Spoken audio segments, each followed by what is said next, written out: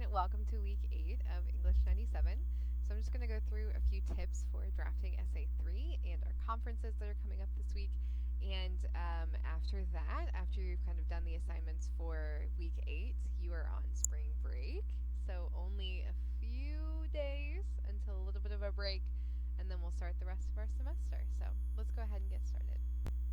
Alright, so the assignments we've got this week, you have a one-on-one conference with me, which is just 10-15 minutes where we meet on Teams and chat about Essay 3 and how the course is going for you so far.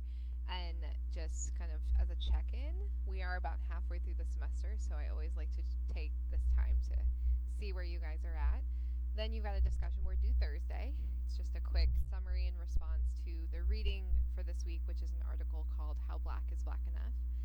It's a really good article, so I'm interested to see how you all approach it. And then your Essay 3 draft is due Sunday. I know that this essay might seem a little more involved than our previous 2 essays, but it's just kind of a different way of thinking, and you might be surprised how easy it is once you get started. So I'm going to go over each section of the essay in kind of pieces. So let's look at the beginning first, which is going to be your summary. Alright, so the first thing you're going to do in Essay 3 is summarize whatever reading you've chosen. So this is the very beginning of your essay. You're going to start with a sentence that just says, in this reading, give the title, and then the author's name, and then tell me what they talk about.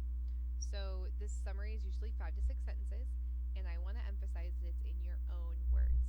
So for example, say I chose the reading we had last week called Is College Worth It? I said here the author discusses whether getting a college degree is still useful.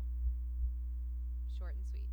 Then I'm going to give a few sentences that put the main points of the article in my own words.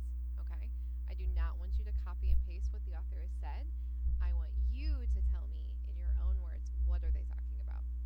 Then you're going to end that summary with your thesis. What do you think about the article?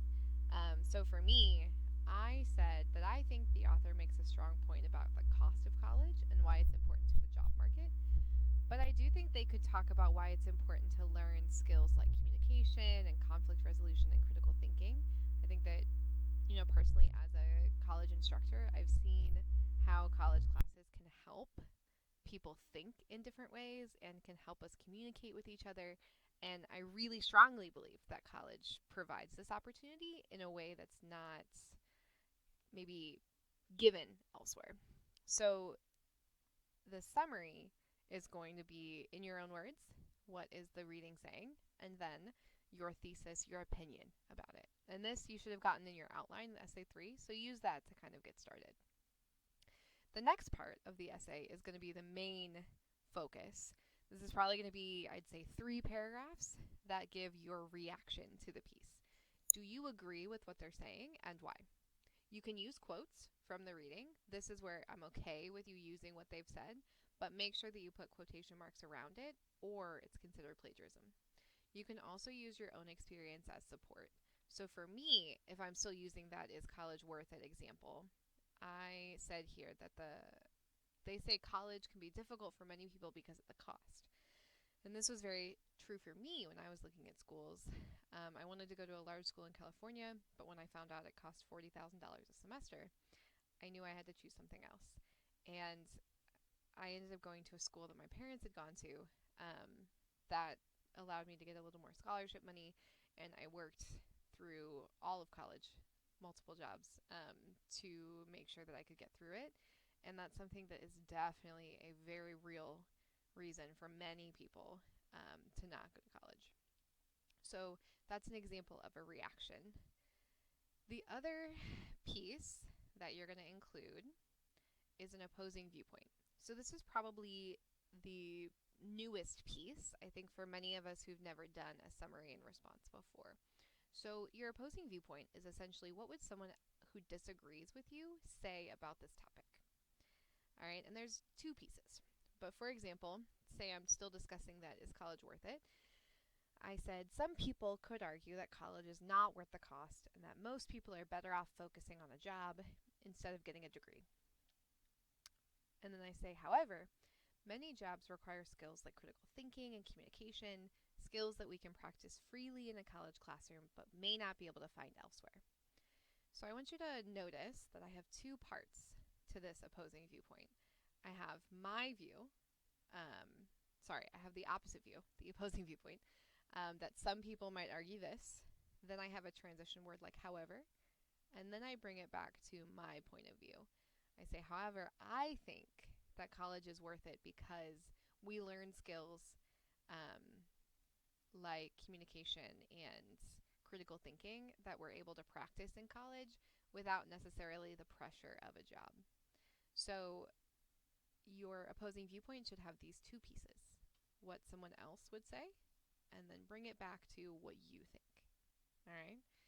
Finally, you're going to end your essay with your conclusion. Would you recommend this reading to other people? Do you think it's useful? For me, I think that the Is College Worth It reading is useful, but maybe it's an argument we've all heard before, and I might suggest something different.